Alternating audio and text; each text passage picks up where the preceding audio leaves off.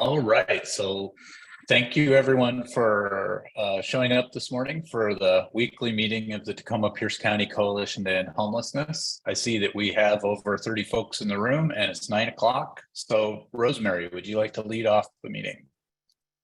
Thank you, Rob, and welcome everyone to our open table, where we take time every week to learn about efforts to respond to homelessness in Pierce County and renew our commitment to actions promoting safe and secure housing for all. We gather on the homelands of the Puyallup tribe of Indians who've stewarded this coastal home for thousands of years. We call ourselves to listen to and uplift the voices and experiences of the indigenous peoples of this land and beyond. This week marks the start of Black History Month, established as a national observance in 1969, a time to remember a past that's not really past, a time to celebrate achievement and contribution. And for those who seek more than observance, a time to persist and resist in the face of continuing inequality and violence. As 2023 begins, it's been hard to share Martin Luther King Jr.'s confidence that, quote, the arc of the moral universe is long, but it bends toward justice. For so much seems to be bending away from justice. Another young Black man and another are killed by police, while others face each day wondering what terror a traffic stop may bring. Even teaching about Black history, in particular, its deep critique of white supremacy, faces increasing challenges in school districts, state houses, and nationally as divisive, overly political, or un-American. Just this week, the National College Board announced its revised curriculum for advanced placement high school African American history that eliminates a long list of celebrated Black authors. This kind of narrowing from a nationally influential education institution will shape what is taught in many states, even without any laws banning certain topics or books. David J. Johns, executive director of the National Black Justice Coalition, said on Wednesday, to wake up on the first day of Black History Month to news of white men in positions of privilege horse trading essential and inextricably linked parts of Black history, which is American history, is infuriating. The distortions of fact-based truths and suppression of how beautifully diverse Black people have built this country for free should infuriate everyone who purports to care about democracy. This is our present reality. I'm disheartened for sure, but I'm heartened by the example of an African-American organizer who would also be infuriated but not surprised by these current events. I mention her because she would insist that we encourage each other in the work we need to do to end the violence and trauma of homelessness, which disproportionately affects Black and brown bodies. As she said in words changed slightly by the Black women's musical ensemble, Sweet Honey in the Rock, quote, until the killing of Black men, Black mothers' sons, is as important as the killing of white men, white mothers' sons. We who believe in freedom cannot rest until it comes. Ella Baker connected persistent racism to the persistent hatred and dehumanization of poor people by those whose class position isolated and insulated them from the connections that can humanize us all. And she urged everyone who wants to build a better world to organize, with a special emphasis on the important role of youth. Baker has been called the mother of the civil rights movement, but she's not well known. She had a lot of influence on the organizing work of Martin Luther King Jr., Rosa Parks, the Southern Christian Leadership Conference, and the Student Nonviolent Coordinating Committee. You don't see me on television, she said. You don't see news stories about me. The kind of role I tried to play was to pick up pieces or put together pieces out of which I hoped organization might come. She modeled distributed leadership and insisted on paying attention to those with lived experience and to honoring the energy of the young when organizing for change. I've always thought, she said, that what is needed is the development of people who are interested not in being leaders as much as in developing leadership in others. To center us on our work today, I urge us to consider Ella Baker's claim about what we need to help that moral arc bend toward justice. We should be people who are interested in developing leadership in others, doing small things together until they become big things, practicing unified shouting when needed, even if it makes us difficult, and to be people who make connections. She reminds us that even if segregation is gone, we still need to be free. We will still have to see that everyone has a job, even if we can all vote. But if people are still hungry, or I'd say homeless, we will not be free. Remembering we are not fighting for the freedom of ourselves alone. but for the freedom of the human spirit, a larger freedom that encompasses us all. So welcome everyone to this work. And welcome to Black History Month. So to introduce any of you who are new to us, just a little bit of the rules about how we operate together. We ask that you keep your mute on if you're not speaking, so we don't have distractions in the background. And if you're doing other things, to also stop your video. We ask that you use the raised hand function whenever you'd like to be recognized, and that you use the chat creatively in whatever way you choose. It's a place where we have conversations, reach and make in touch with each other, introduce ourselves if we don't have time now or prefer not to now, and ask for resources or share resources that we have. So use that as much as you'd like. So with that, I'd like to invite anybody who is new today or coming back from being away for a while to just raise your hand to be recognized and let us know you're here. And if you're associated with an organization, to what that might be, but it's just a short introduction. Akiran, sorry. Yeah, my name is Akiran Rose, but everybody can call me AJ. I am not affiliated with any organization. I participated in the Pierce County point and click count last week, and I met with a Reverend, I have his name here, he actually might be in the group, Reverend Jeffrey Boyce, who works at Ministry for the Homeless Ministries. So he gave me his card, and I told him that I was interested, and he told me about this program. So hello, everyone. I'm just here to listen and observe, and I am also feeding my daughter, so I'm here to listen. Oh, that's great. Great. AJ, is that correct? AJ is fine. All right.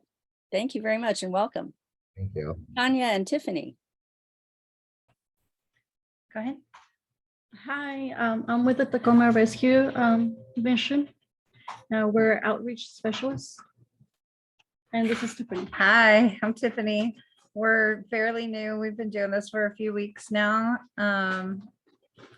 Thank you for having us, and we're really excited about this piece. Thank you. Wonderful. I'm glad you're here. Welcome very much. Jan. I'll turn it over to Paige. Hi, I'm Paige Wells. I am a WSU, basically a student that is an RN returning to the workforce. And I have been working with Janet, going around kind of meeting everyone and getting the lay of the land, because I will be working on keeping the website up to date with actual beds available through all of the shelters that are listed. Paige, you are a treasure already. Welcome. Thank you. And Rosemary, I saw Samara Jenkins in the chat, I think raising her hand. Okay, go ahead, Sandra, and then Rhonda, you'll be next. Good morning. I'm Samara Jenkins, and with me is my project manager for Family Promise, Jessica Pear. I'm the pastor, affirming pastor at Spanaway United Methodist Church. She, her, hers are my pronouns, and we are very glad to be presenting to you this morning. Well, very much welcome, Samara. We're very glad to have you with us too. So Rhonda. Oh, hi, good morning. My name is Rhonda Arnett, and I've worked for Columbia Bank downtown Tacoma for about 20 years and have just seen the increase in homelessness and just really want to learn what's going on and how I can get involved and try to figure out how to solve this issue. It's quite alarming to drive down South Tacoma Way and go by the rescue mission and just see the number of people out in the cold. And it's just, I want to learn what's going on and what I can do to help. So thank you for having me. Thank you for coming, Rhonda. It's very important for all of us to know what's going on and appreciate your interest and willingness to join us.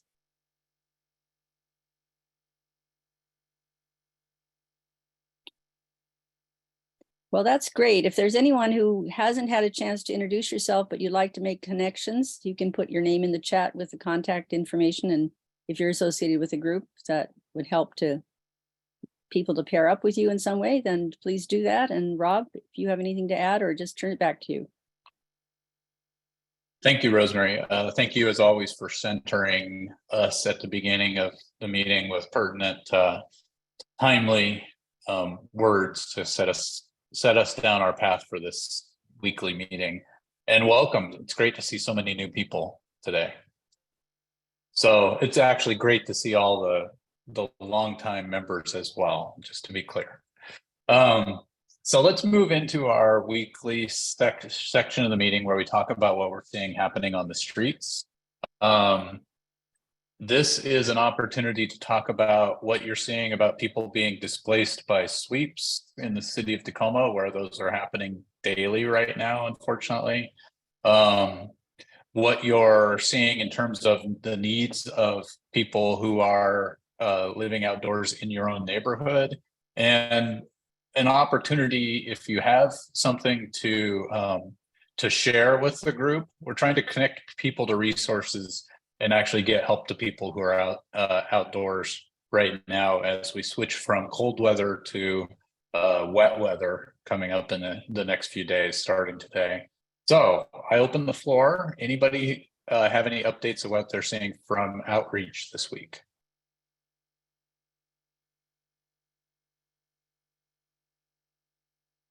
Yeah, I see your comment in the chat, Richard. It does feel like Groundhog Day every day.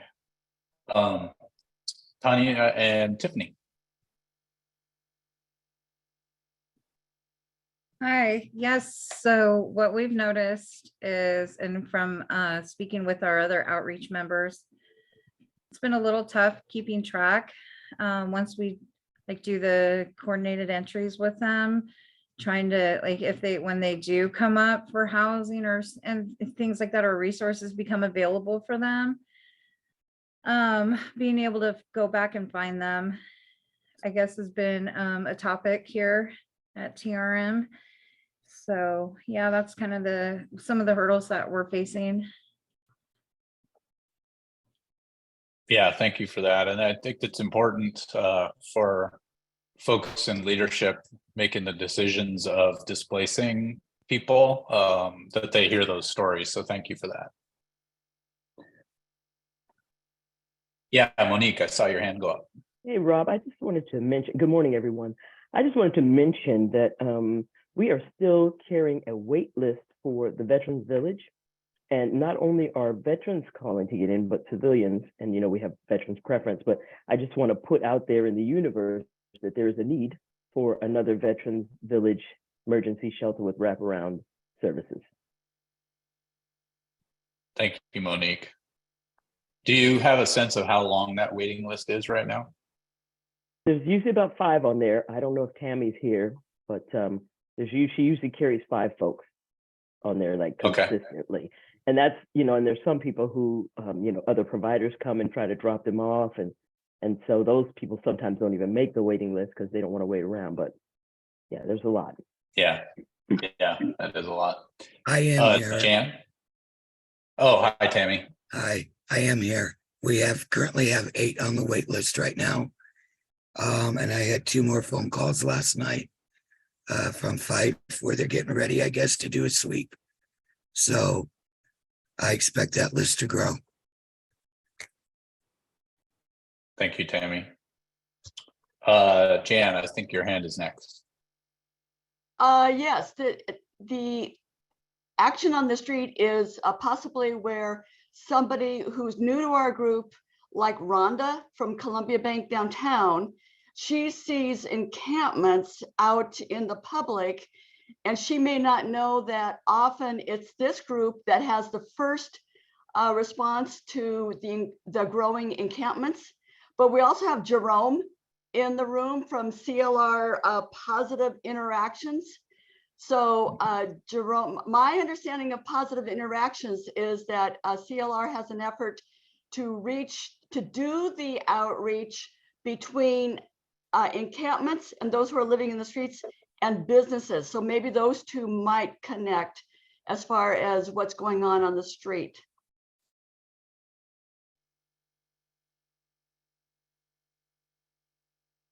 Thank you, Jan. And anything you would add to that, Jerome?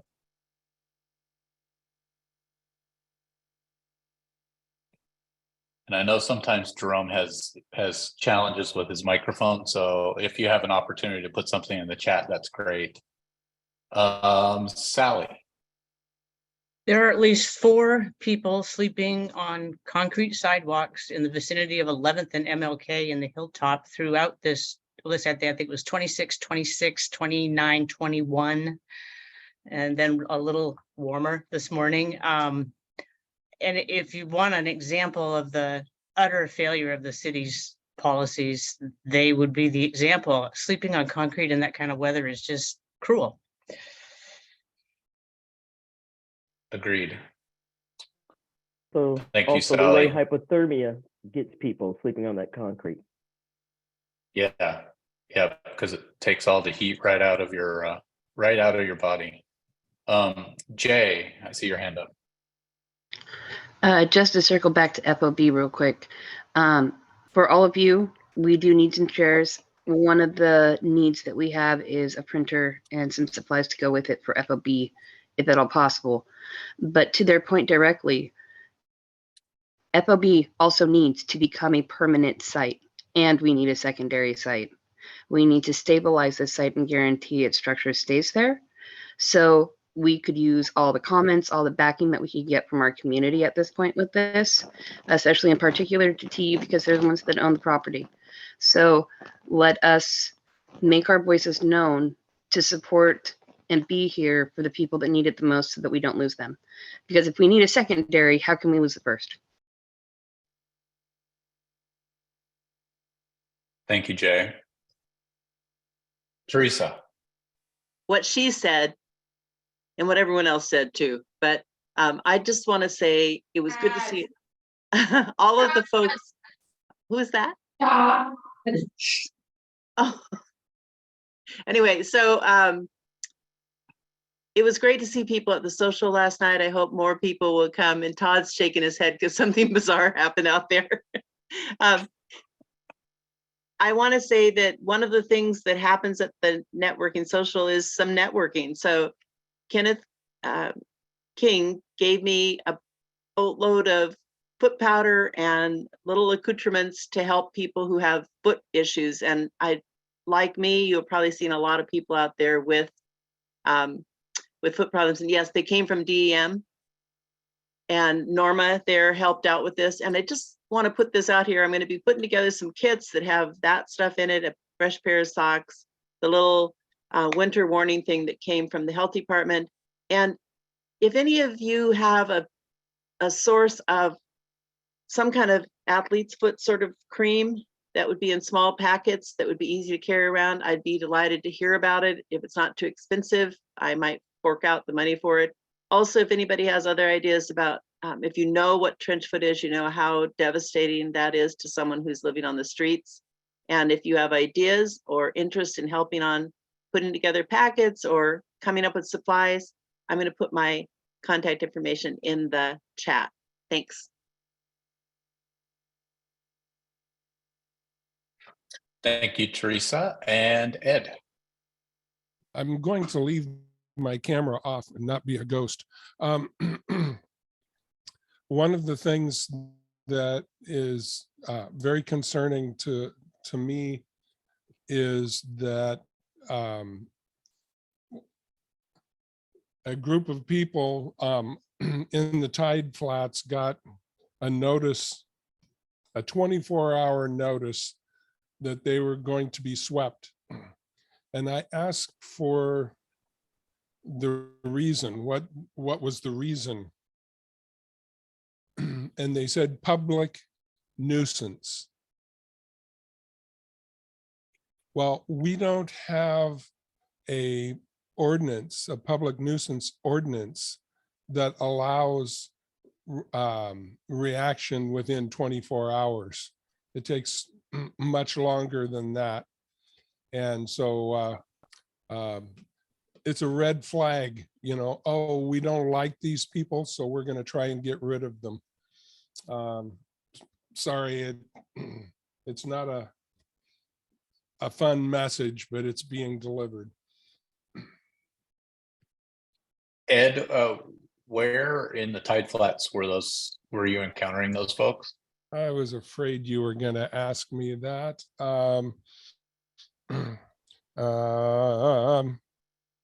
Is it that wooded area that's down close to the port itself? Yes. Yeah, because I did the point in time count down there last Friday morning and talked to those folks then. They hadn't received a notice, but Yeah, and the only people that use that street are the truckers. So right. I'm not sure what public we're nuisancing, but Yeah. Thank you, Ed. And Jan, I see your hand up again. I just want to finish up with the social. There's been several comments in the chat about social. Go to our website. We have a social, in-person social, the first Thursday of every month between 4 and 7. Last night we had an open house at the Lived Experience Coalition, which is housed in the First United Methodist Church. We find out wonderful things like Timothy is the most amazing baker in the world. But to give you an example how this coalition works on every level to include outreach.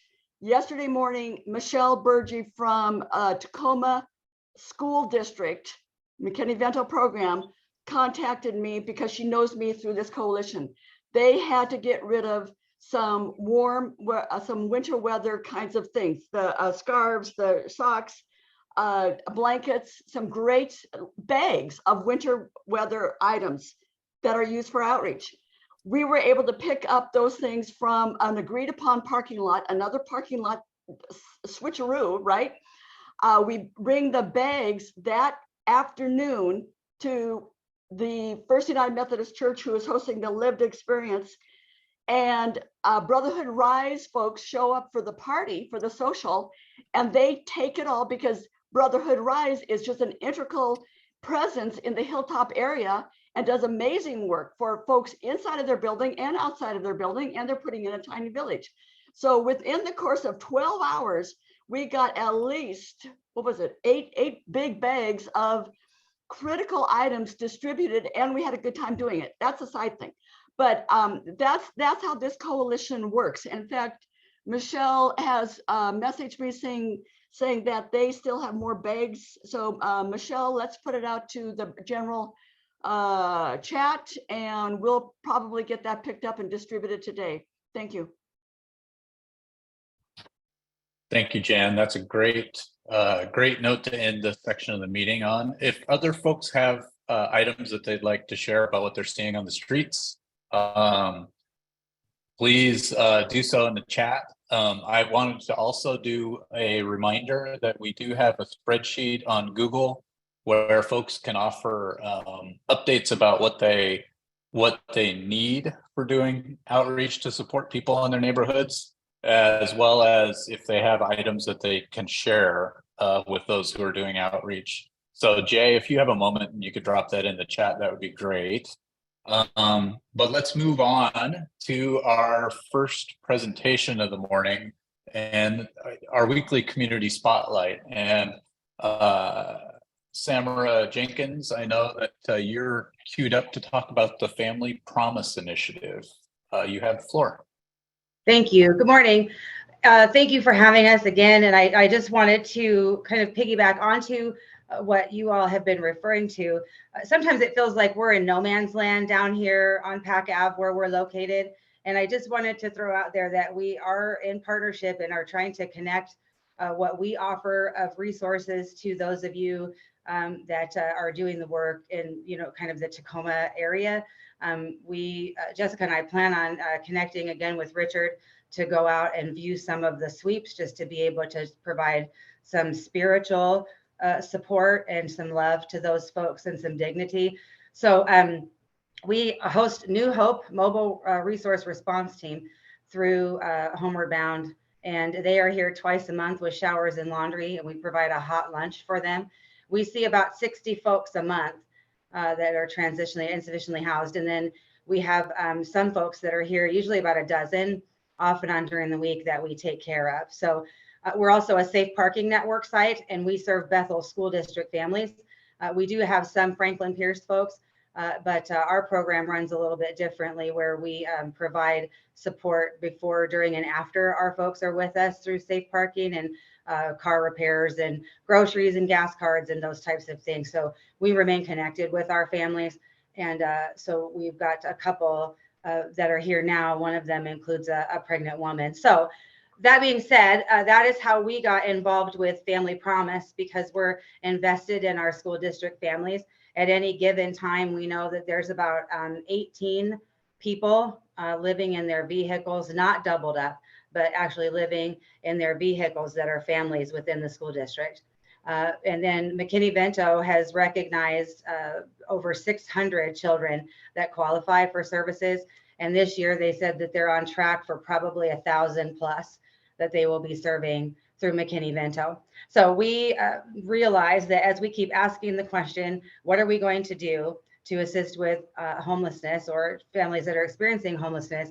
We want it to be part of the solution. In March of last year, we heard about Family Promise. They came and gave a presentation, and we just realized that that was who we were. It just checked all of the boxes and how we're trying to take care of our families, because the number one issue that we see is that there are no shelter space for families. It is a very, very hot commodity. And we've got babies, we've got young kids, we've got teenagers, and they're all sleeping in their vehicles in a gated area that we reserve as their home here on our church campus. So I wanted to go ahead and share my screen with you. And I have a few slides that I want to show you. Sure, let me make you a co-host real quick. Thank you. All right, you should be able to do that now.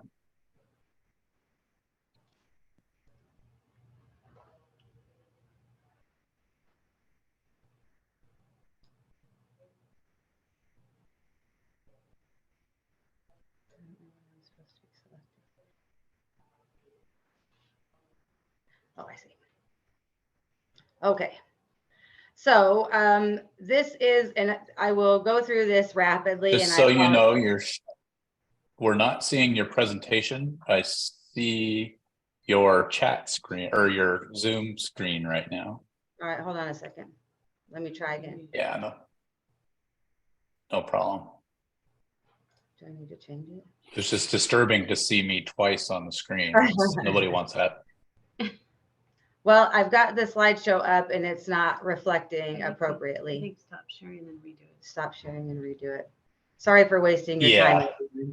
No problem at all. Let me try it again.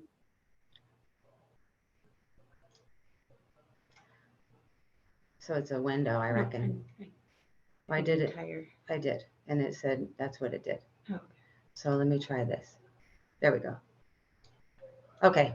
Oh boy, look at that. There you go. Okay.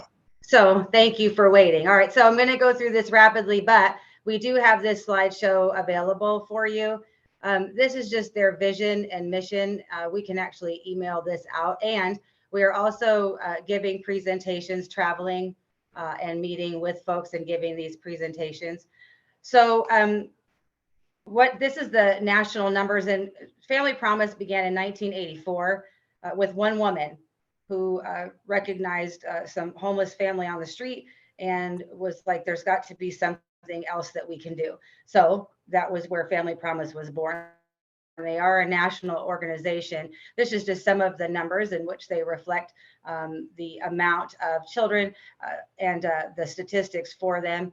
Of course, we've talked often about the impact of homelessness. One of our goals and what we recognize is that we expect these kids to sleep in the parking lot, and the McKinney-Vento bus picks them up, and then we anticipate that they'll go to school and deal with all of the other issues within school, and then will pass. And we've recognized that that's an unrealistic expectation for our children, especially when we're seeing children as young as preschool that are still with their parents committed to sending them for their education, invested in that, seeking services, and are still, having the kids have some behavioral and emotional issues. Obviously, you cannot pass a test if what you're listening to is your tummy rumbling.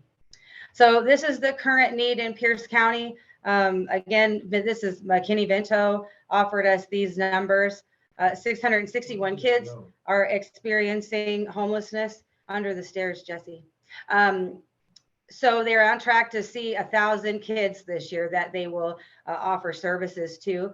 And we connect and network with them very closely, along with the Bethel Community Services or Family Service Center and the Bethel School District, in order to provide as much networking as possible. If you get an opportunity, I would, and I'll actually put it in the chat, to go to YouTube and look at Tom Siegel's YouTube presentation. It reflects the numbers just here in our school district, 120 odd thousand residents, and the desert that we are for services for our children and families. Sidewalks is a really unusual need here, but we've had a couple of instances over the last few months where we've had children hit by cars on their way to school. So if I put in the chat, it's really interesting to see the numbers out here.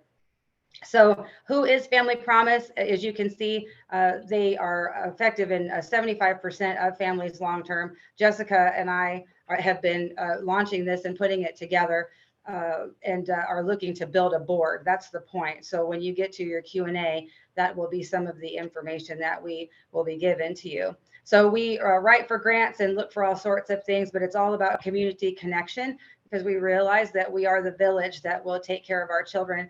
So as we navigate this process and we start to consider these kids and what our goal is, we understand that this is generational and cyclical poverty and homelessness, and that the children that we are helping now in kindergarten, we're trying to affect change for in 20 years. We're trying to break the cycle. They have over 200 affiliates in 43 states. There are 6 here in Washington. The closest one is in Camas, and we actually went and visited that location. The main thing out of all of these points that you see here of the 6 core values, hospitality and empowerment, they offer case management. So as soon as the families become involved with Family Promise, they do receive case management and networking services through them.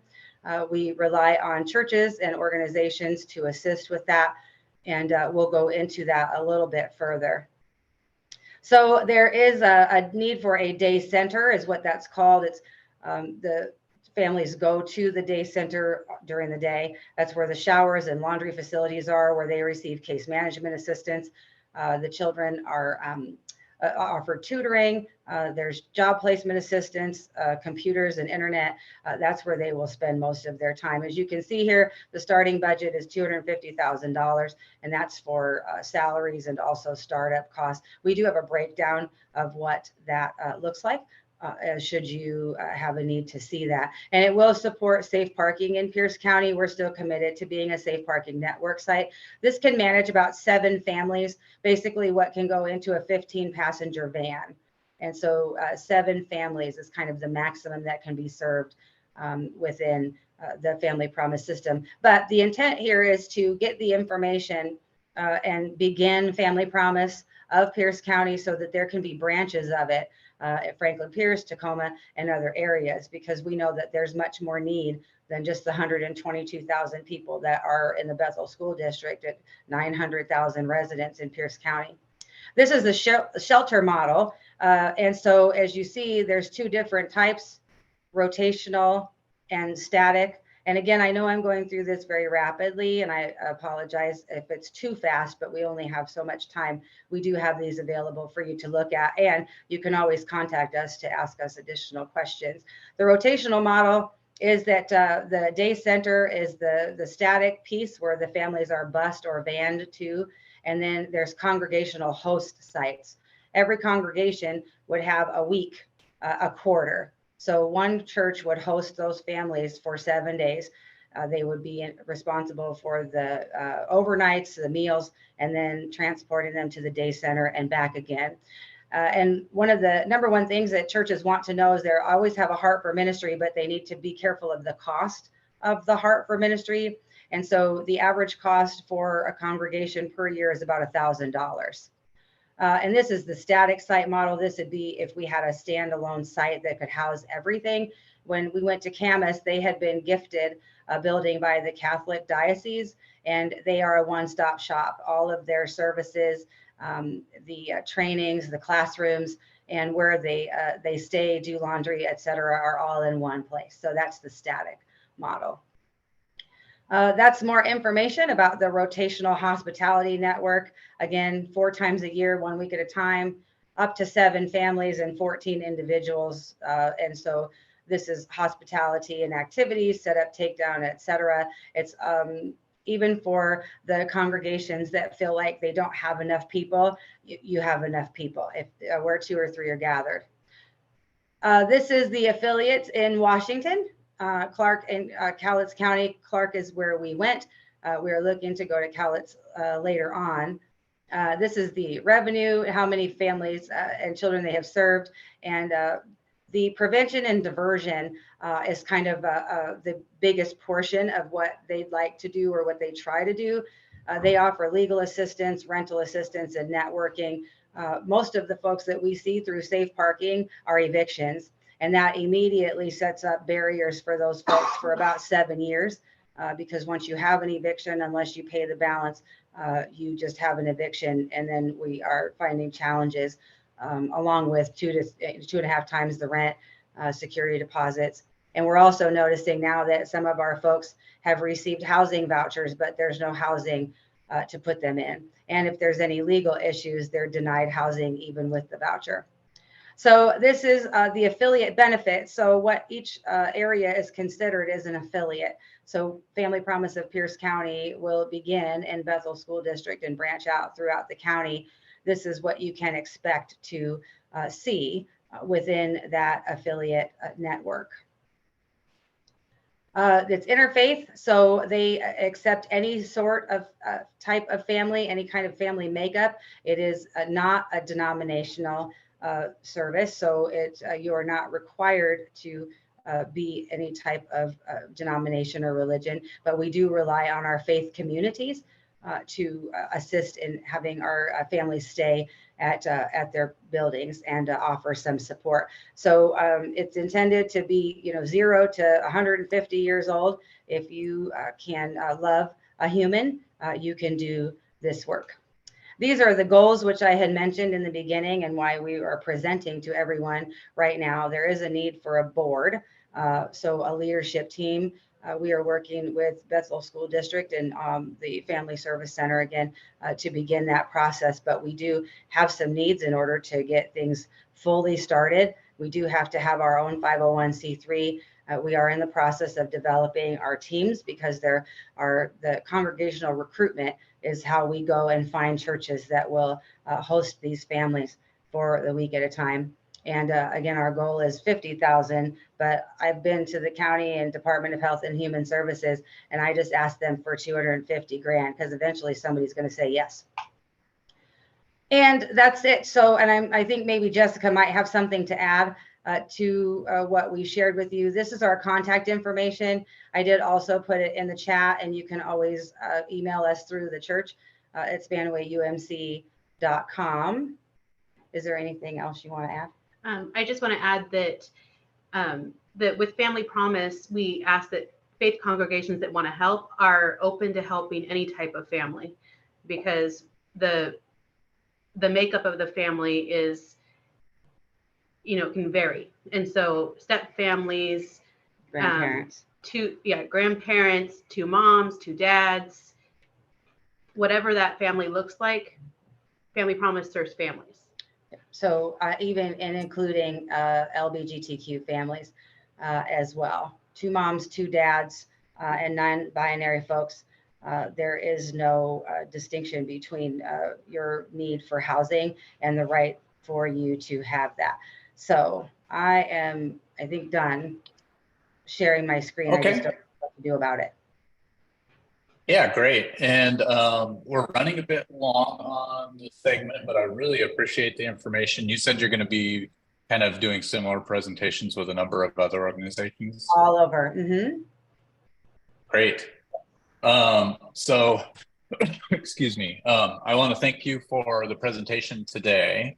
And if folks have questions, please pose those in the chat. I see Ryan asked if you could repost your contact information. And then if you have the ability to just drop that presentation into the chat, that would be good because folks may want to take a look at that after the fact as well. All right. So thank you very much. We need to move on to the next items in our agenda. And what we wanted to talk about for a few minutes was last week, as folks probably recall, although it seems like more than a week ago, the Pierce County point in time count took place on Thursday night and Friday. And I thought I wanted to carve out just a little bit of time this morning for people to kind of share some of their experiences from that. And then I see that Jeff Rogers is in the room. I don't know, Jeff, if you wanted to, I know it's way too early to talk about a report out per se, but would you feel comfortable offering kind of how did the point in time count go from your perspective? Sure, it went well. We can say that it appears the numbers are higher than they have been in previous years. That's all I can share at this time. We're working to remove duplication. We know every year we do the point in time count that some folks are duplicated or counted in 2 different locations because folks move around. So we're doing that now and hope to have information soon, but it looks like the numbers are up compared to last year. Yeah, thank you for that, Jeff. And thank you for organizing. Thank everybody on the call who volunteered and participated both during the day and during the night count. It was truly appreciated. Yeah, great. So those who participated in the count, are there any things, observations you'd like to share with the group that you think would be worthwhile? AJ is Yeah, fine. AJ. Hi, yeah, I participated last Friday morning, and I know it was brought up in the webinar that we had prior to going out there that somebody said that they were affiliated with an organization that could provide Narcan to the people out there just in case something happened. On my Google feed this morning, I just saw that Pierce County is opening 3 Narcan vending machines, which I thought was interesting. But something that I noticed for participating in the first time is, I mean, I am not trying to point any fingers at anybody, or I mean, because I do understand that it takes time to organize certain like a process like this. But when we went out with the group that I had, I felt like most of our time, instead of connecting with people, getting the information from them, giving the donations to them, most of the time was spent looking for them.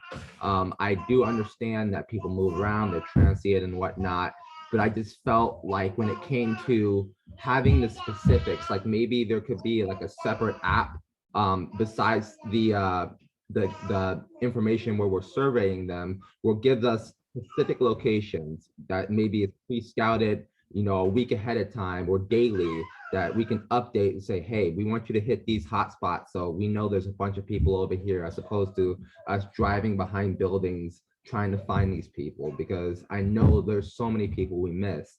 And when we were leaving around 12 o'clock, it's like, oh my gosh, there's people over there, there's people over there. And it's just like we didn't have the opportunity to get to them, because I'm not saying it wasn't organized. I just felt like it could have been a lot better for us to really reach more people with the time we had. Yeah, AJ, I know that is a constant challenge, and you're right, people do move around, and especially if you're doing a count within the Tacoma city limits, people are purposefully being moved around by the city's HEAL team and the implementation of the camping ban in the buffer zones. So yeah, I think going into the point in time count, there was a recognition that it was likely to be more chaotic in the Tacoma region than usual. But yeah, people definitely are moving around. I know I experienced that in the part of the city that I was in as well. I was in the Tide Flats and Fife area. Teresa, I see your hand up. Yeah, I second that about the problem with the sweeps. We had a sweep the very day of the sweep was going on the day of the count, which in years past, the city had agreed to not sweep for the few days in front of the count so that we could go exactly as you mentioned, to places that were known. I actually think that this was a good year in terms of having locations. It's just that a lot of people moved. Also, I want to say there was a question in the chat about did politicians go? And yes, indeed, we have had someone else might want to say more about that, but Ryan Mello was part of our team that went out at night, and other county and city officials showed up quite a bit. It's good to have them out there. Hey, Rob, real quickly, I'll just add to that, Teresa. 5 of the 7 Pierce County Council members all participated in the point in time counts this year. There were only 2 that did not. And our executive office, Executive Dan Meyer, who participates every year, had 3 or 4 folks that are high-level leaders in Pierce County out of his office who also participate alongside him. So there was a large representation of Pierce County Council and Pierce County Executive's office who participated. This year, we were surprised and were visited by HUD. We had the Region 10, which is Alaska, Idaho, Washington, and Oregon director, who works out of Portland, come up to our community and participated in our point in time count. And along with her, it was the Washington State Director of HUD and a few other folks from the HUD office, and then the Director of Health and Human Services here in Region 10 from a national level. So those folks came from their different locations in this region and participated in the point in time. And thank you to Paula and all the folks out in the Trout area who we worked with and coordinated that visit. They did some counting out in the eastern part of the county. They came during the day on Thursday, just so everyone's aware.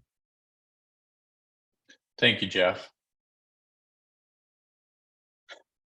All right, anyone else with some thoughts about the point in time count? Yeah, Jay. So one, we had worked on extensive mapping and allocating locations. 2, there are constant sweeps. So every time that we do an allocation or find where everybody is, a sweep happens, and then there is voluntary displacement, like a wave that happens afterwards, because those people are displaced and then they go to the next camps, and then people get uncomfortable and those camps move out, and then we get more singles, and all of a sudden we have no idea where the people that were there are. I'm lived experience. I have lived homeless a few times throughout my life, and literally you can find yourself in 5 different places in 2 different cities in a day because of harassment and anything that may happen, and PTSD and starvation and looking for a place to shower and 1,000 other things. So when it comes to the point and count, this year was a substantial success compared to other years. Yes, we have a lot of work to do, but we have more work to do as a society working on ending homelessness so that this is no longer a problem. And we no longer need to push ourselves to find the people that are at the bottom. Instead, we need to recreate our concepts, because unfortunately our economy demands that we keep people unemployed. And the only way to fix that is by taking care of the people that we keep unemployed. Otherwise, we will continue this displacement of society. So in total fairness, what's happening here is we could really use people taking care of people so that we don't have to do a pit. But until then, we could stop sweeping and abusing the people that we force to be in those positions through economic circumstance. Thank you. Thanks, Jay. Appreciate that. And I think that's probably enough for some anecdotal coverage of the point in time count. Appreciate everybody's perspectives. And if you have additional information you'd like to share, please do so in the chat. I also wanted to carve out time this morning for folks who may have participated in Project Homeless Connect, which took place last Friday, to share how that went. I have not heard how that effort went, but does anybody have any thoughts to share about the success of that event on Friday. And there's Super quick. exactly who I was hoping would offer a quick update. Super quick. The official numbers, thank you all for your support. We had 294 clients served on Friday the 27th, which is the most we've had in a long time. The word really got out this time. I think a lot of you in this space made sure your clients got over there. We had the DSHS van on site. DSHS has been so hard to reach during the pandemic, and their mobile van is back on the road. And we got a lot of people enrolled in benefits. It was so great. We've already secured we've already got promises that their van will be at all of our events going forward. So that's super great. So the 294 clients were able to visit 26 vendors. So that's awesome. It's 26 different life-changing service providers. We found in the past, we haven't done all the data crunching yet, but on average, people visit 2 different service providers while they're there. So that's 500 plus connections to services, any one of which could be, a life-changing change of trajectory for the folks that were there. We had 49 volunteers come out, which is always great, because that's 49 people whose lives are positively impacted with a positive experience of serving those experiencing homelessness. And that's one of our, side goals for Homeless Connect, to create a low barrier entry place for people to come and begin ministry and opportunity to serve those experiencing homelessness in a non-threatening way. And many of them go on to go in deeper. We've got someone in the room today that was involved in PIT and is now in this space. And I hope that'll be the case for a lot of our volunteers as well. And then we had amazing media coverage this year. I think we had all 4 local channels come and cover it, 4, 5, 7, and 13. Why does that matter? Because every local media outlet, when we sent out the press release, came out looking for a positive thing to report about the community serving those in need. And they all did a great job of framing what was happening at that Homeless Connect event, which is the community coming together to serve its fellow citizens who are at a point where they need some extra help from their fellow citizens. They all did a great job of framing it positively. And we can't have enough of those stories in our local media. Even 4 came out. Even our lovely friends from Como came out and did a positive story about homelessness. It was a major victory. So anyone who served there or was a vendor there, love to hear your experiences too. Thank you, Michael. And I see Lori saying her perspective was definitely that it was a success. Great. Well, thank you everyone for sharing, and continue to do so in the chat. It was a very busy Thursday and Friday last week, and I'm sure a lot of folks were hopefully able to recover a little bit on Saturday and Sunday before we launched into this week. I do know that right after the situation with doing the point in time count and Project Homeless Connect, we had yet another series of cold overnight temperatures. Sally referred to that earlier in her comments on the streets section. So there's been a lot of people doing a lot of work to try to support our neighbors who are outdoors over the last week. And, many thanks go out to you. We're doing as much as we can to try to help folks. So appreciate it. All right. So briefly, the next item on our agenda is, you heard Paige refer to this briefly earlier when she introduced herself, but Jay, can you kind of explain the website update work that you're doing with Paige and working with Garrett Nyland to try to make some changes to the website for the coalition? Hi, everybody. Jay Worley. I'm sure you've all gotten to get the name. So Paige is working on going to each shelter and gathering the information and working on establishing a habit of updating the shelter page. And I know that some may see that as not necessary because they work with the HEAL teams and such, but in a way it is necessary for public viewing and transparency at the very least. and to let people know how people get into that system and where they're coming from and how many beds are available. And that transparency is so vital. So Paige will be going to each one of you, and me and Christine are working on a data sheet that and forms that will directly correlate. So you guys get to just fill out a form currently, and then we'll correlate that to data. And hopefully towards the middle of the month, we will switch to you guys just directly updating the web page itself, or at the pace that Paige is working with you guys on. We do have one concern that's constantly come up, which is, as a shelter, we do not want one password, one thing. So each shelter, if you could make one email and one password, like shelter updater, and then a password with your shelter's back email, like RISE or otherwise TRM, then you can share that email and that password with any individual who's going to be updating the shelter list on our site.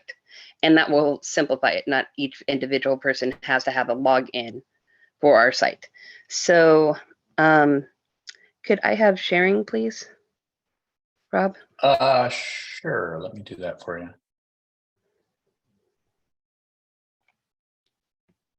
There you go.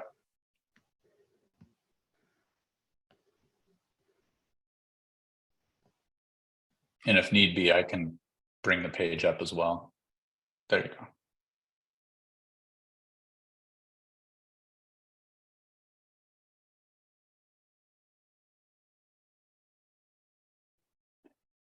And Jay, you muted yourself somehow.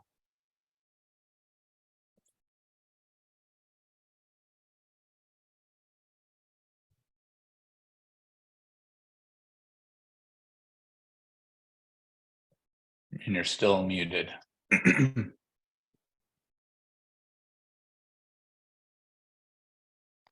There you go. Oh, and now you muted yourself again. There you go. It cut my speaker when I went to share. So up in the corner is sign in. Go ahead and go into the login, and just please create a name for everyone that will be logging in.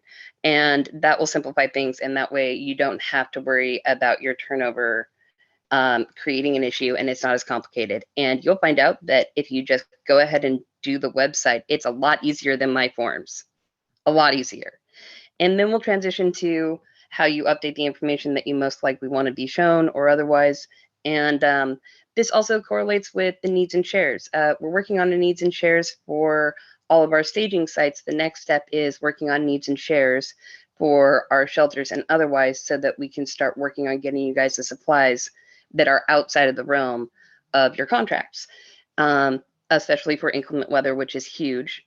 A positive on the inclement weather, Isaiah and I are working, and Ken are working on pre-planning and seeing what we need to do and collecting data so that we are ahead of summer instead of starting to plan when summer starts. So great advances. We're doing great. I'm very proud of our team, actually.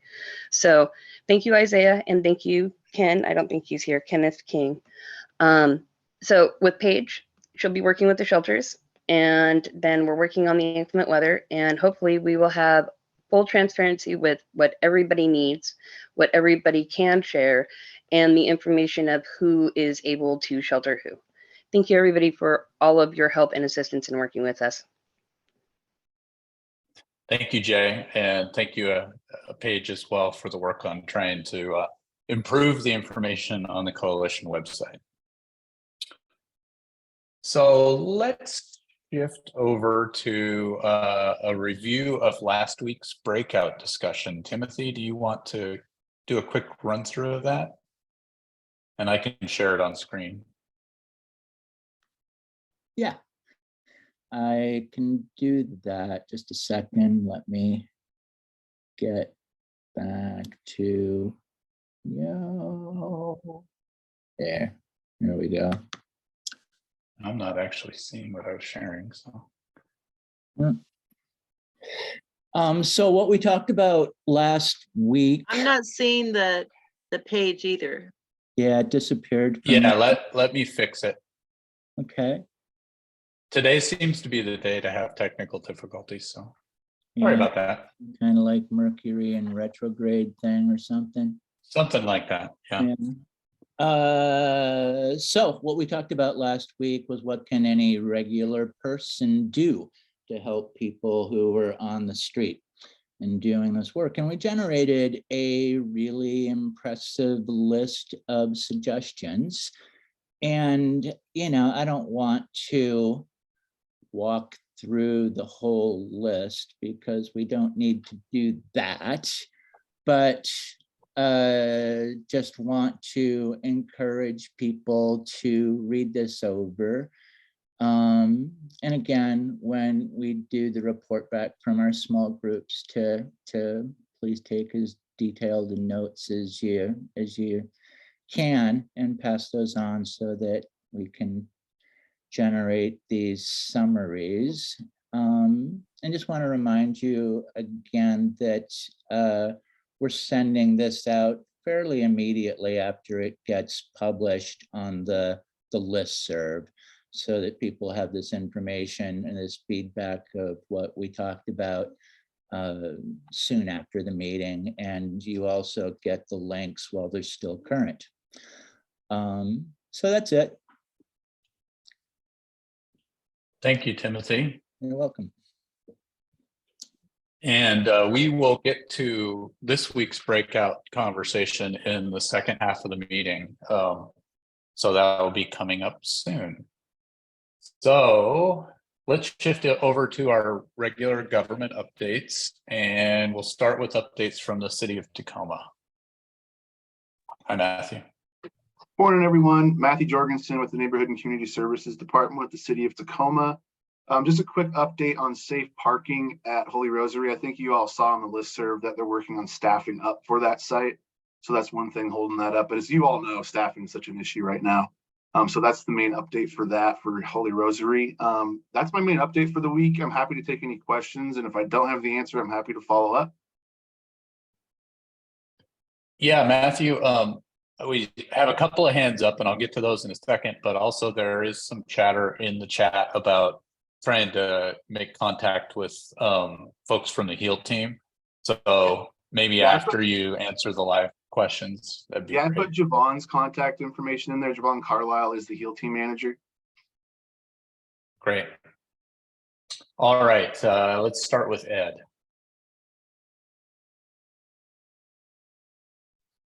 Matthew,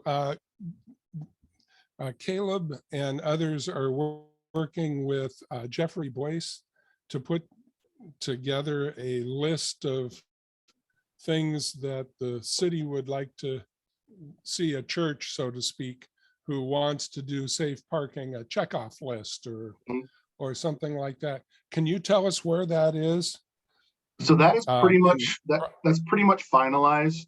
We do want to make a point of actually meeting with Jeffrey first before, finally putting, crossing all the T's and dotting all the I's. But what will be nice about that is it kind of delineates between churches that want to just have folks stay in their parking lot overnight without a permit, and then folks that want to have a more robust services on site, and that would require the permit process. And so that checklist is just about ready. We just want to make sure to touch base with Jeffrey first to make sure it's what he was thinking. Okay, thank you. Yep, you're welcome. And then Jan, I saw your hand up.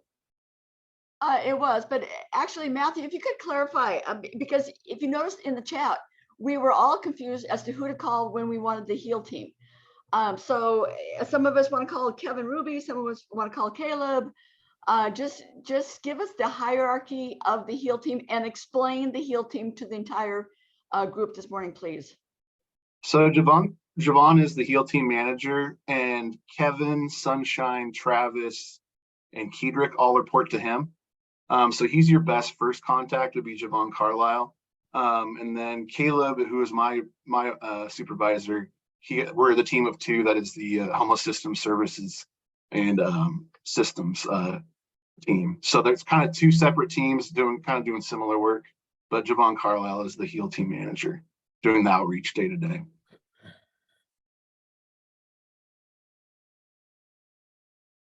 Does that help, Jen? If Rhonda is here, if Rhonda is in the business in downtown Tacoma, if she's got a question with outreach, should she call a HEAL team member? So that should primarily go through 311 or contact Positive Interactions.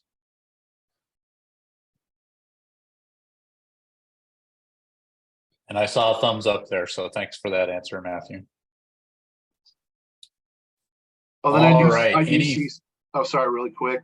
I see Richard's question about the Union Street loop.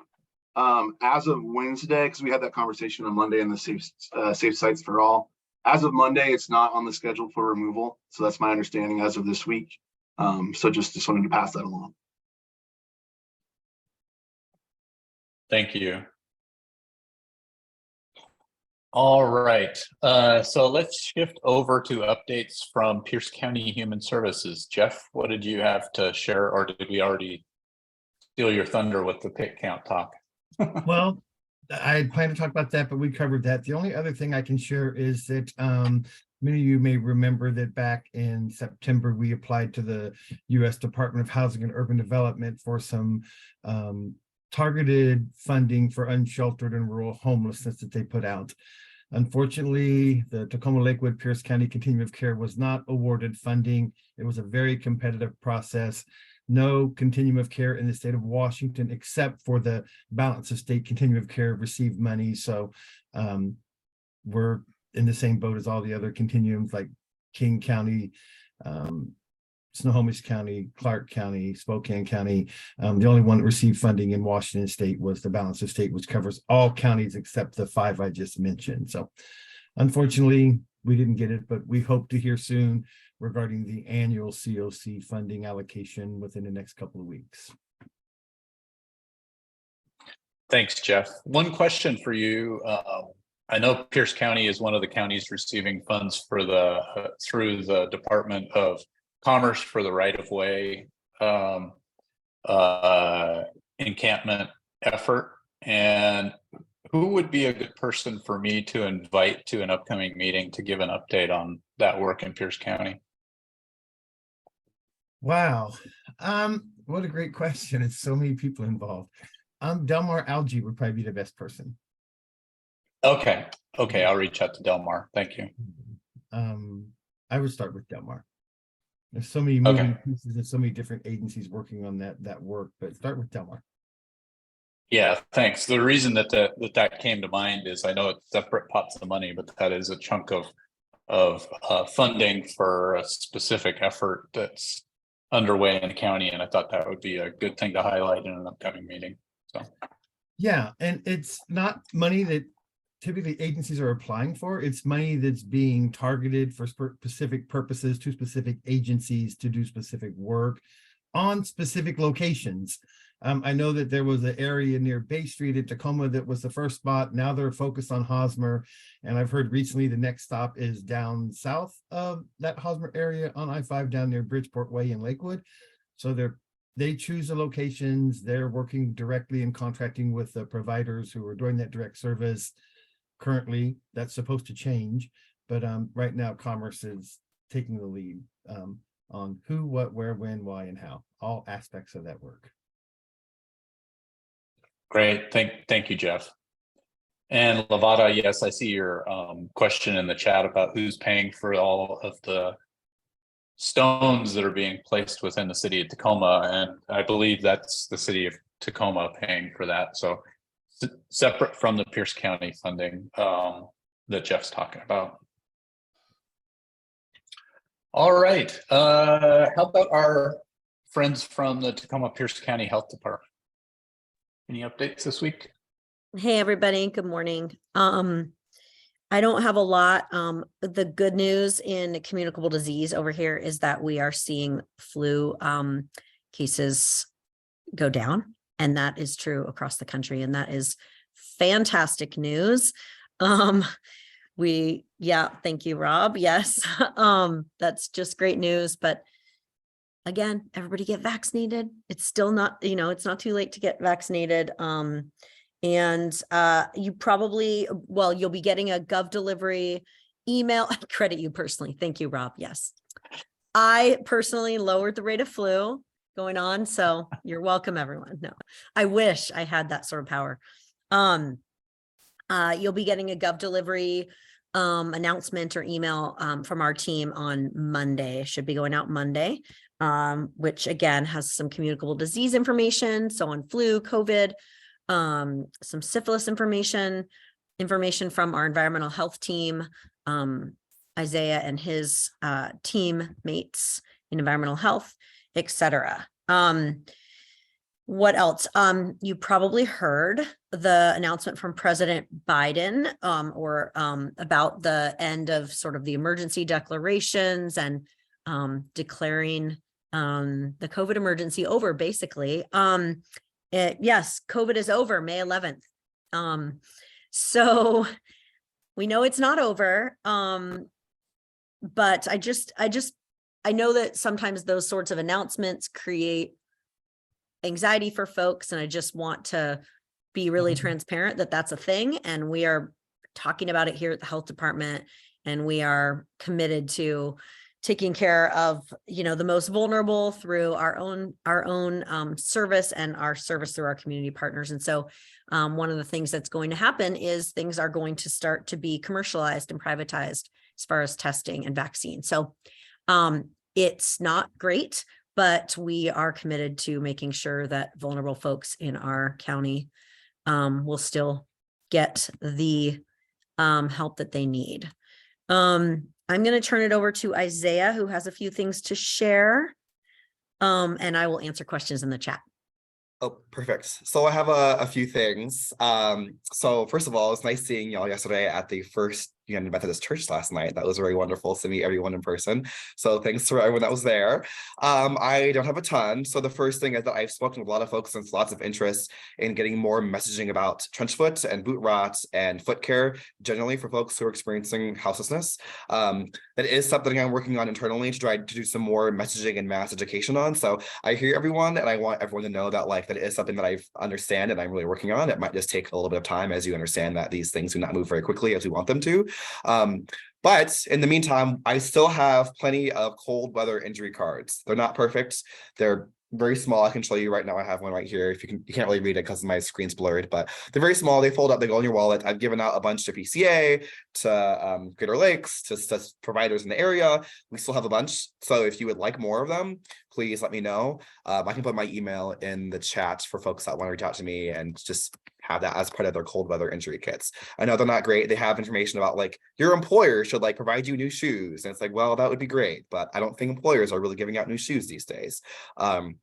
So that is something that we are working on. Additionally, as Jay mentioned, I'm working with Ken and Jay on doing some hot weather planning, which includes reviewing our hot weather action from last year. So TPCHD, every year we do, whenever there's an inclement weather event, we do after action review of everything we did, everything that happened, things that we could do better. That report is not complete yet, so I'm working on the climate justice coordinator to do that report. But once it is complete, I can report out whatever information might be useful to the group. So other than that, that's all I have. Great, thank you, Isaiah. And I see Jay has her hand up. Just as a reminder, I know that our weather is charismatic, and yes, we had an event last week, and it feels like we're getting warmer, but winter doesn't really end until March and April, sometimes June. So it is vital that you let us know if you need things or that you have extras to share or where we can send things. That's why we're doing the Need Share project and hopefully incorporating as much as we possibly can into that, because along with just random weather, we have inclement weather, and the last couple of years, we never really know what we're going to get any time of the year. So thank you, everyone. Yeah, thanks, Jay. It's definitely the case that weather is very unpredictable, and as much as we might like it to warm up, we can't guarantee that that's what's going to happen. So thank you. I don't think we have anybody from the Department of Emergency Management here, but let's pause for a second and see if there is. Okay, not hearing anything. So let's shift over to what's going to be kind of a shared update on the process for the Pierce County Comprehensive Plan to End Homelessness. And it'll be me talking a bit, and also I'd invite Courtney to share as well, because I can't promise that I can cover everything effectively. So as you know, as many of you know, I am a representative for the Tacoma Pierce County Coalition to End Homelessness on the advisory board for the Pierce County Comprehensive Plan to End Homelessness. And that board has been considering the final report from a consultant called Social Change Partners, who pulled together community input to talk about the first goal in the comprehensive plan, which is that the county create a unified regional approach to homelessness, that there be some person, office, or entity that's responsible for coordinating our region/county's approach to homelessness, because there currently is not such a thing that resides in just one place. And in that report, there were 3 options that were laid out. And I'm going to briefly talk about what those options were that are being considered by members of the advisory board. The advisory board met this week on Monday afternoon for a couple of hours to try to come to a recommendation that would go to the Pierce County Council when the county council hears an update and actually receives this report that was done by the consultants next week. Long story short, the advisory board did not land on one option and is actually going to continue to hold discussions to try to land on one option. But let me first lay out what the 3 recommended paths that the consultant thought would be good for the county to consider. The first was to invest in building additional capacity in the structures that exist right now in Pierce County to essentially take that unified regional approach to homelessness.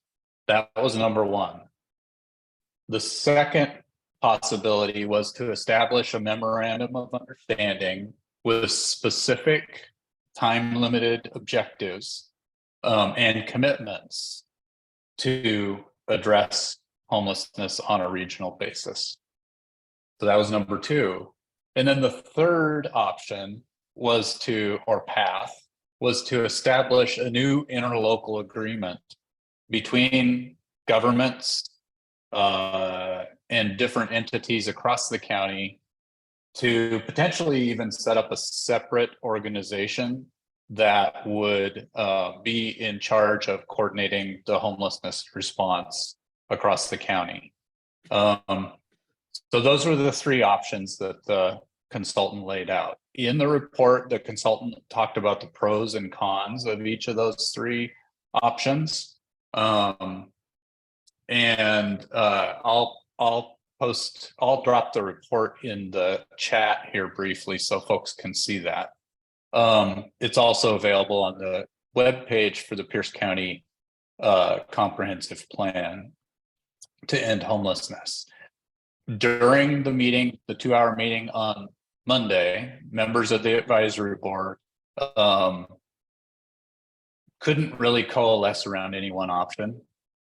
And there was initial interest in and appeared to be more interest in taking the first approach, where it's essentially work with the folks who are currently in place and invest in building additional capacity in those existing structures to address homelessness.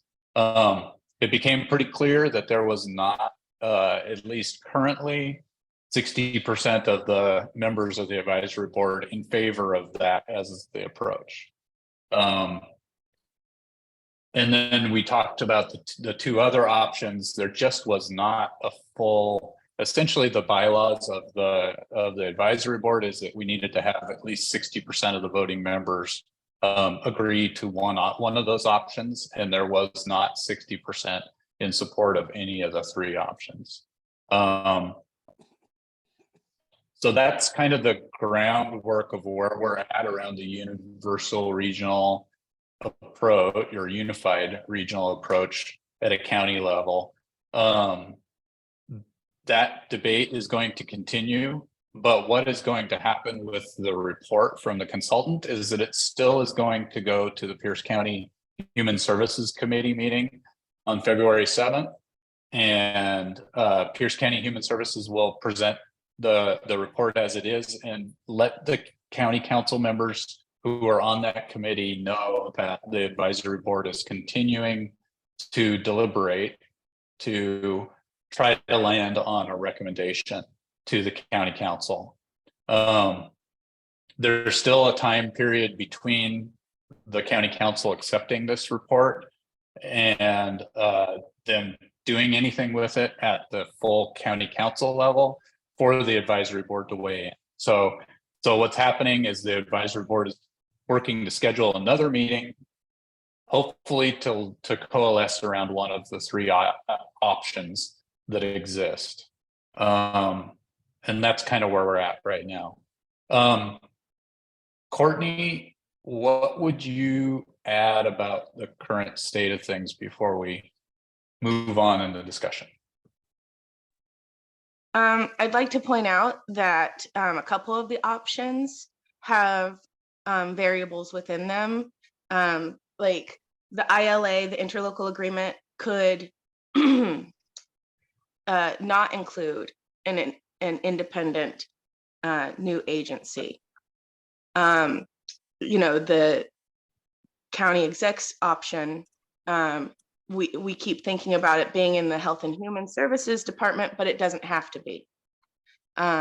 So even within our options, there's some variability, and it doesn't mean that ILA does not necessarily guarantee an independent agency.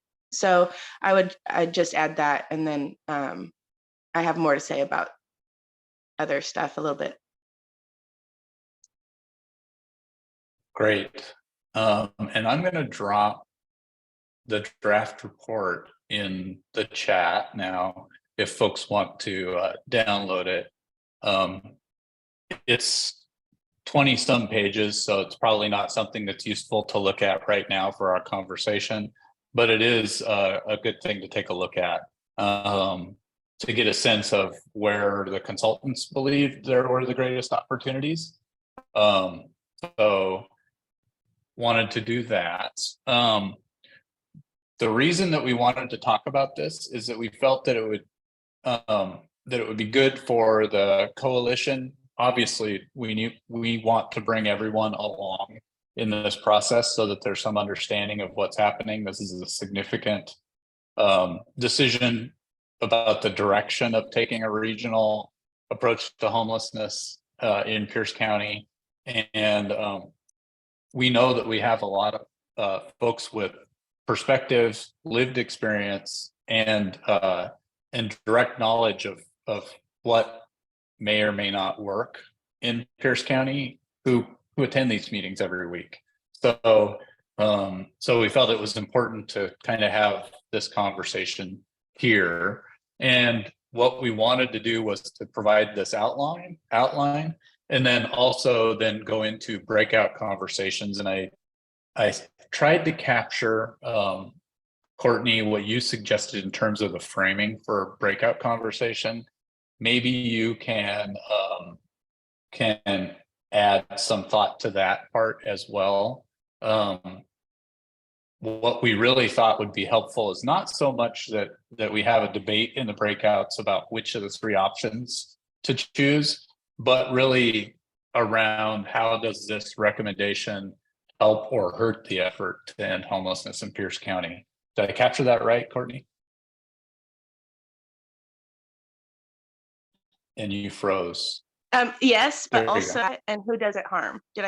Yeah. So it's the who's and the hows. How does it help or harm our effort? Who does it help or harm? Got it. So let's see, Courtney, anything else you think we should talk about to set this up? I do see Can I Patricia has a ask hand a- up, but Can I ask a question? What's it? yeah. What's it? When you say, how does it help or harm? What is it? So in this case, it's how does the action, the recommendation that the advisory board makes, which is, those three options that are there. I see. How So does this in relation discussion- to those Yeah. three options, are they helpful or harmful? Right? Yeah. Got it. Yep. And will they ultimately get to the full impact of what this whole to provide a little larger context to this? About 10, well, it's almost 2 years ago, the coalition decided to take it upon ourselves to say, okay, nobody's taking charge around taking a comprehensive, coordinated look at homelessness in the county. We're going to do it. We don't have the capacity to do it, but we're going to somehow do it. And that push from the likes of, Maureen Howard and Garrett and a lot of others who are here in this room, led to a conversation with the Pierce County Council leadership, where they said, no, really, the county should have the responsibility to take this on. So that began a nearly two-year process to get to where we are now. If you remember along the way, we also, were demanding that the city and the county end street homelessness by November of 2021. We didn't get there, obviously. There's been progress made, but we still have more people becoming homeless every month than we're able to house every month. And we still have what comes across, at least to folks in the public, for sure, as a scattered approach to homelessness at the county level. And so that's why this decision is so critical, that we find a way to get coordinated, have not only clear goals, but responsibility and accountability built into the approach to homelessness on a countywide basis. So it's a big ask, but it's something that other regions have been able to do already. And we need to get with the program. Courtney and then Patricia. I just wanted to also add that, the advisory board already voted out one of the options, which is number 2, the MOU. So really, we're asking you to evaluate option 1 and option 3 for the who's and how's of harm or benefit. Thank you, Courtney. And Patricia, your hand's up. Rob, I might have been mistaken, but were they gonna also look at the different parts of like 1 and 3 to see if they could come up with a 4? I don't know if I was mistaken on that meeting. No, you're not mistaken. There were variations of the first option that that members of the advisory board showed a lot of interest in. One of those variations was the idea of having and Dana mentions there's also an option 4, which is that we don't accept any of the consultants' options. That's the nuclear option, I think. But yeah, Patricia, there were folks who were coalescing around the idea of Pierce County Human Services being responsible for carrying out the role of the unified regional approach, with the continuum of care, which is a separate but very related board, also providing some oversight in that option 1. So that again did not actually get the full support of the advisory board, but that's still being discussed. So AJ, I see your hand up, and then we are going to somehow shift to breakout conversations so that we can kind of consider the help or harm question. Go ahead, AJ. I know I'm completely new here, and so I haven't been to all the past meetings or understand all the strategy and whatnot that you guys have going on. I guess my question is basically with your guys' coalition and group, you know, trying to advocate for homelessness or whatnot, I would assume that you guys have already spoken to Pierce County and seen like, you know, what kind of funds have been allocated for homelessness at all. Like, are there funds like specifically for homelessness? Is basically my first question. And if there are these funds, like, because I mean, I know it's we're talking about spending money and whatnot, taxpayers' dollars and all stuff like that. But I think the approach, you know, like I said, I'm completely new here and I don't want to, you know, step on anybody's toes or whatnot. The approach should be somewhat to get these people definitely a roof over their head, because without a roof over their head and stability, you know, they can't focus on cleaning themselves up and getting a job and you know, coming back into society as, you know, with that American dream and whatnot. So what plans do we have in place to maybe allocate to the city, you know, possibly small houses for these people or something like that, so that they can, you know, have something to build that foundation? Yeah, those are great observations, AJ. And I know you're new here, but I love the perspective of folks who show up new in the space, because yes, there are funds being spent both at the county and the city level to address homelessness. And I will drop the link to the comprehensive plan that kind of goes into, there's a lot of detail about what's being spent now, but it boils down to millions are being spent for the current shelter system that exists and permanently supportive housing that exists, but it's far less than the need. So to kind of close the loop back with that point in time count conversation earlier today, last year, the county estimated there were about 4,300 people who were homeless in Pierce County. And the system that we currently have that's funded by various levels of government funds roughly 1,300 shelter spaces to support those 4,300 people. So there's a significant shortfall in the amount of funding to meet the need just for shelter, not even counting building deeply affordable homes for people. So yeah, that is one of the big hurdles and barriers. And like I said, I'll drop the link so that you can kind of get a sense of all the background information about where dollars are being spent now to support the system we have in place. The challenge is finding the way to scale that up to the need. And so yeah, that is a great observation, a very common one.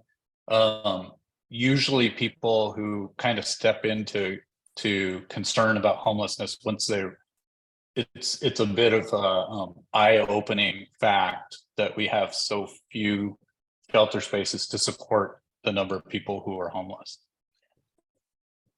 So all right.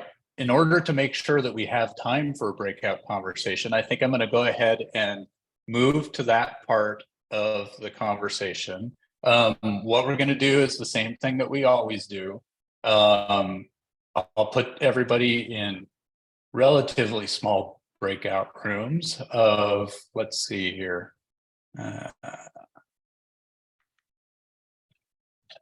Let's see, I got to create these real quick. So I'm going to put us in breakout rooms of, let's say 7 to 8 people in each room.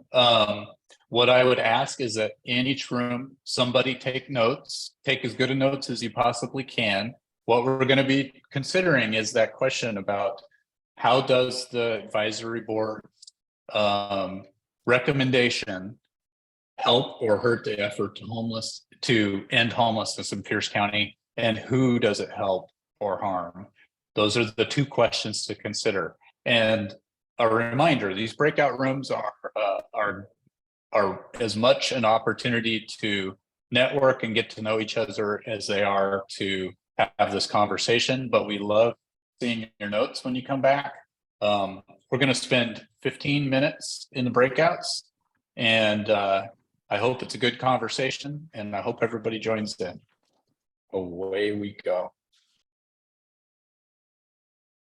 Well, and actually, Dua Rahima, welcome back, everybody. Dua Rahima, I hopped back in here a little bit early before she was able to ask the question about who had input on the comprehensive plan and the recommendations. And real quickly, I can address that a little bit. So folks with lived experience have been part of the comprehensive plan process from the beginning. But folks with, so I do know some folks with lived experience helped inform the consultant's report, but it still is a subset of people. And always can have more input from people with lived experience. And that's going to be a key to the success of any plan that is executed in this this arena. What's your saying that I always hear you say, Durima, about talk to the people closest to the ground. They're the ones with the answers. Yeah. Those closest to the problem are closest to the solution. We're always furthest away from the decision-making tables and the resources, but we say no more, right? Yep. Yeah. Thank you. I love that perspective. So I know the time we had was short. We've only actually got about 11 minutes left in this morning's meeting. And we won't be able to get to the full agenda, but I did want to drop the link to the Pierce County Comprehensive Plan to End Homelessness into the chat, which I guess I should go grab it from the webpage here on my screen. So this page does a pretty good job, gives you a link to the actual plan itself, but also has a breakdown of the top level goals. And it does have mention of the funding issue.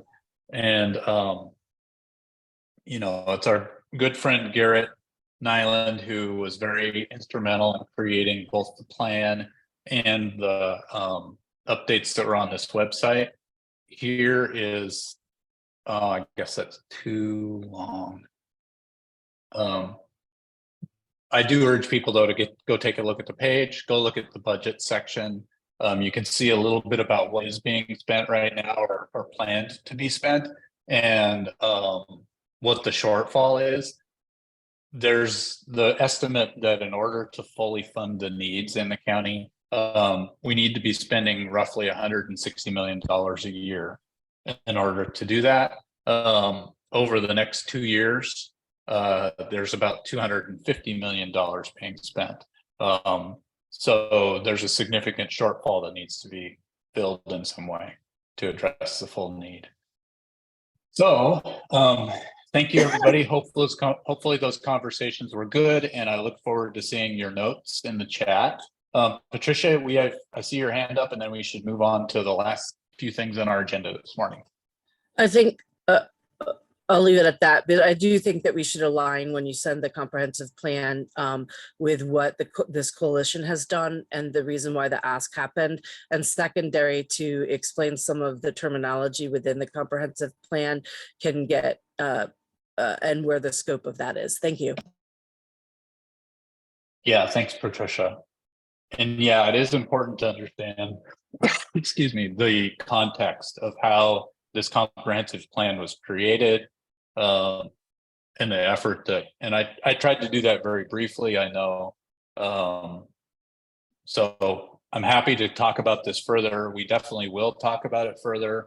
I will let the coalition know when the advisory board is holding its next conversation. It is a public meeting and does offer opportunities for people to weigh in, both by sending emails to the county with your thoughts on which of the recommendations they should adopt, and also to provide public comment during the meeting itself. So thank you for your interest. I know it's kind of wonky stuff.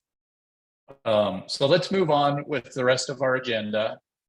I am not going to do advocacy updates. I will just say that obviously the state legislature is in session. There's lots happening regarding housing and homelessness, and y'all will receive emails from me later today. Well, from me or actually from Poe regarding actions you can take on housing and homelessness issues. We're launching a letter writing campaign to state lawmakers today once I get out of this meeting. Real quick, Jan, do you have any updates for the Safe Sites for All committee? No, please join us. There's a lot going on a variety of horizons. Every Monday, noon, Zoom. Go to our website to register. Thank you. And Rosemary, is there anything coalition committee wise that we need to do an update on today? This is not an established committee, but I just wanted to raise the importance of considering a unified coalition response to this whole situation we discussed today, and that having a small work group of people who have some energy to think about what we might be able to get our group to agree upon. We're a large table and we don't take many positions. We have taken some really strong ones. And in our discussion today, one of the strong things that came through for me is that we are in a similar place as we were before we promoted the idea of ending street homelessness by November of 21. We're now still at the same place, but we still have some strategies that we can use as a coalition to do the things that a unified discussion isn't seeming to be able to pull off. So with that, I would say, if any of you are in such a place that you would like to add your voice to what the coalition might say formally together, if you could contact me personally, I'll figure out a time for us to get together soon and see if there's something we might want to say. So I'll put my email in the chat, and it's also at the top of the agenda because I have the welcome there, and so my email is with the agenda. So that's my announcement about committees. Thank you, Rosemary. And yeah, you are pretty easy to find on who your email address is, but thank you for dropping that in the chat as well. Let's shift over in our last 5 minutes, just provide some opportunity. Are there any good trouble announcements for the day? Anything you want to share with the group of us who are still here? Jan. Yes, last night at our social, First United Methodist Church made the announcement they are one of the 3 sites in Pierce County that will have the free vending machine with Narcan, the mist kind of Narcan, not the injectable. So they are expecting it on Tuesday. It is by our Tacoma Needle Exchange contract. So spread the word for folks who are in need of Narcan. Starting Tuesday, fingers crossed, vending machine on the alley side of First United Methodist 6th and Tacoma Avenue. Thank you. Thank you, Jan. And Jan Hutchins, were you raising your hand? Yes. I'm asking anybody who lives in Lakewood. The city council is talking about ARPA funds. LASA has 3.5 million of 10.5 million raised to build affordable housing, and the city still hasn't made their announcements. And these are deeply affordable units, and there's a direct correlation between homelessness and deeply affordable units. So they're sitting on they've been very, very good to us, but they're sitting on the fence a little bit. If you could write, if you're from Lakewood or work in Lakewood or driven through Lakewood, greatly appreciate you writing them. Thank you. Thank you, Jan. And anyone else with items for the good of the order?